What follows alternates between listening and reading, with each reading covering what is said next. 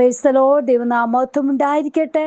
ഇന്ന് ചിന്തിക്കുവാൻ ആഗ്രഹിക്കുന്നത് ദൈവവചനത്തിൻ്റെ മുമ്പാകെ നമ്മെ തന്നെ ഒന്ന് സമർപ്പിക്കുക എന്നുള്ളതാണ്.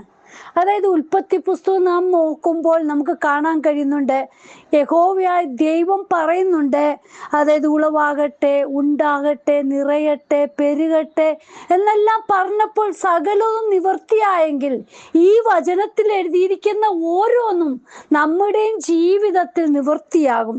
പക്ഷേ നാം ദൈവത്തിൻ്റെ വചനം ദിനം തോറും വായിക്കുവാൻ ഇഷ്ടപ്പെടുന്നവരാണോ? കർത്താവിൻ്റെ വചനപ്രകാരം ജീവിക്കുവാൻ ഇഷ്ടപ്പെടുന്നവരാണോ?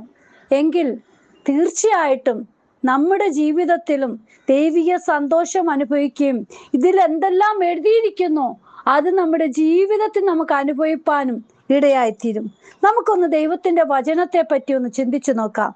ദൈവത്തിൻ്റെ വചനം നമ്മൾ കണ്ടെത്തി ഭക്ഷിക്കുന്നവരായിരിക്കണം.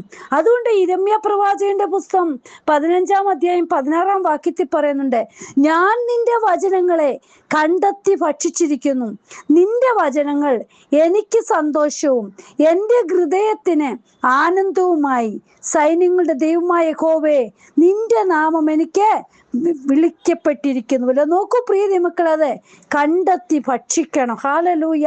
അതായത് കർത്താപ്പച്ചന്റെ വചനങ്ങൾ കണ്ടെത്തി ഭക്ഷിക്കുമ്പോൾ നമുക്ക് സന്തോഷവും ആനന്ദവും നമ്മുടെ ജീവിതത്തിൽ പ്രാപിപ്പാൻ ഇടയായിത്തീരും. അടുത്തതായിട്ട് എന്താ? നമ്മൾ ആ വചനം അനുസരിക്കുന്നവരായിരിക്കണം. അതുകൊണ്ട് ആവർത്തന പുസ്തകം 26-ാം അധ്യായം 17-ാം വാക്യത്തിൽ പറയുന്നുണ്ട്, യഹോവ നിനക്ക് ദൈവമായിരിക്കുമെന്നും നീ അവന്റെ വഴികളിൽ നടന്ന് അവന്റെ ചട്ടങ്ങളും കൽപ്പനകളും വിധികളും പ്രമാണിച്ച് അവന്റെ വചനം അനുസരിക്കേണ്ടതിനും നീ ഇന്ന് അരുളപ്പാട് കേട്ടിരിക്കുന്നു. നോക്കൂ പ്രിയ മക്കളെ, അപ്പന്റെ വചനം, ഹല്ലേലൂയ, ചട്ടങ്ങള്, കൽപ്പനകള്, വിധികളെല്ലാം കേട്ടനുസരിച്ച് കർത്താപ്പച്ചൻ പറയുന്ന അതേ പാതയിൽ സഞ്ചരിക്കുന്നവരായിരിക്കണം. അടുത്തതായിട്ട് നോക്കൂ, നമ്മള് അപ്പന്റെ വചനം ഇഷ്ടപ്പെട്ട് വായിക്കണം.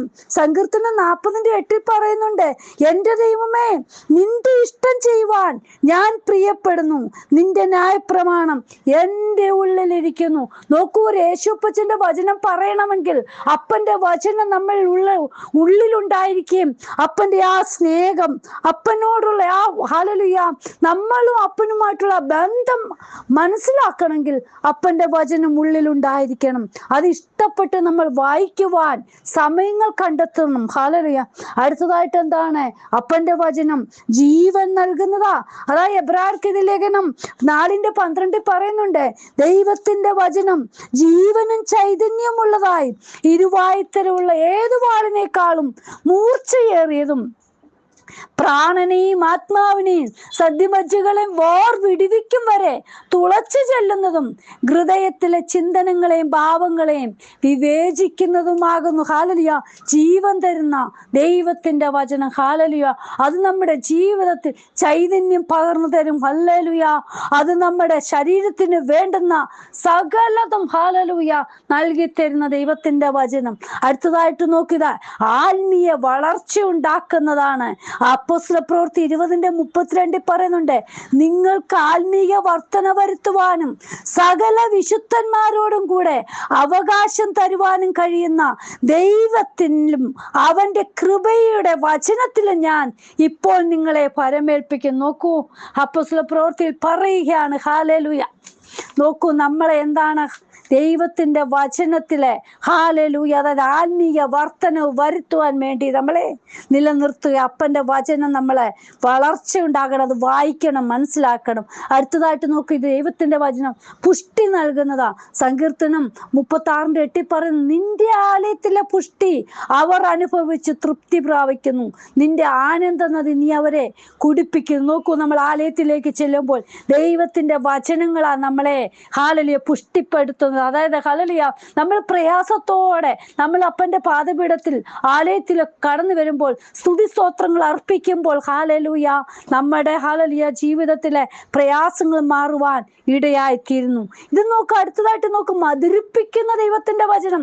സങ്കീർത്തനം 119:103 പറയുന്നുണ്ട്, തിരുവചനം എൻ്റെ അണ്ണാക്കിന് എത്ര മധുരം, അവ എൻ്റെ വായിക്ക് തേനിലും നല്ലത്. നോക്ക് പ്രിയ മക്കളെ, ഈ അപ്പന്റെ വചനം വായിക്കുമ്പോൾ നമുക്ക് ഹല്ലേലൂയ വളരെയധികം ഇഷ്ടപ്പെട്ട അങ്ങ് വായിക്കുക. നമ്മള് വളരെ മധുരമായിട്ട് നമ്മുടെ ജീവിതത്തിലെ അല്ലെങ്കിൽ എല്ലാ പ്രയാസങ്ങളൊക്കെ മാറുവാൻ, തെറ്റുകുറ്റങ്ങളൊക്കെ അതൊക്കെ മാറുവാൻ, പല പാപപ്രവൃത്തികളൊക്കെ മാറുവാൻ ഇടയായിട്ടും.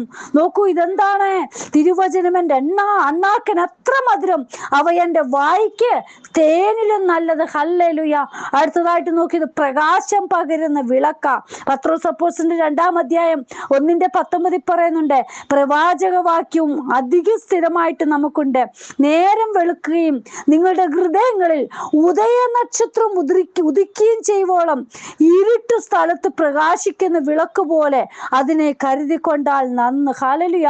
നോക്കി, ഇരുണ്ട സ്ഥലത്ത് പ്രകാശിക്കുന്ന വിളക്ക് പോലെ. പ്രിയ മക്കളെ, ദൈവത്തിന്റെ വചനം പ്രകാശം പകർന്നു തരുന്ന വിളക്ക. ഹല്ലേലൂയ. ഏത് അന്ധകാരത്തിലും, ഹല്ലേലൂയ, നമ്മുടെ ജീവിതത്തിൽ ഇരുട്ടിന്റെ അവസ്ഥകൾ കടന്നു വരുമ്പോഴും എൻ്റെ അപ്പന്റെ വചനം വായിക്കുമ്പോൾ അത് പ്രകാശം നൽകി തരും. ഹല്ലേലൂയ. ഇത് നോക്കൂ, ഹല്ലേലൂയ, ദൈവത്തിന്റെ വചനം തീയും തകർക്കുന്ന ചുറ്റികയുമാ. യിരെമ്യാ പ്രവാചകന്റെ പുസ്തകം 23:29 പറയുന്നുണ്ട്, എൻ്റെ വചനം തീ പോലെയും പാറയെ തകർക്കുന്ന ചുറ്റിക പോലെയും അല്ലയോ എന്ന് യഹോവയുടെ അരുളപ്പാട്. ഹല്ലേലൂയ. പ്രിയ മക്കളെ, ചില വാക്കുകളൊക്കെ ഹല്ലേലൂയ കേൾക്കുമ്പോൾ, അപ്പന്റെ വചനങ്ങളൊക്കെ കേൾക്കുമ്പോൾ അത് ഹല്ലേലൂയ പാറയെ തകർക്കുന്നത്. ഹല്ലേലൂയ.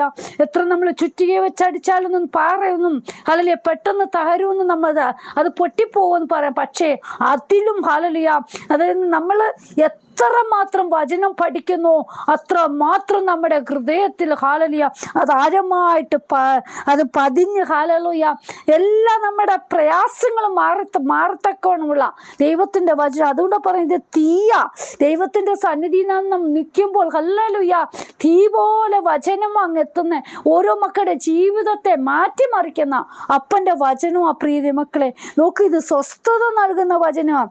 യോശുവയുടെ പുസ്തകം 1:13 പറയുന്നുണ്ട്, യഹോവയുടെ ദാസനായ മോശെ നിങ്ങളോട് കൽപ്പിച്ച വചനം ഓർത്തുകൊള്ളുവീൻ.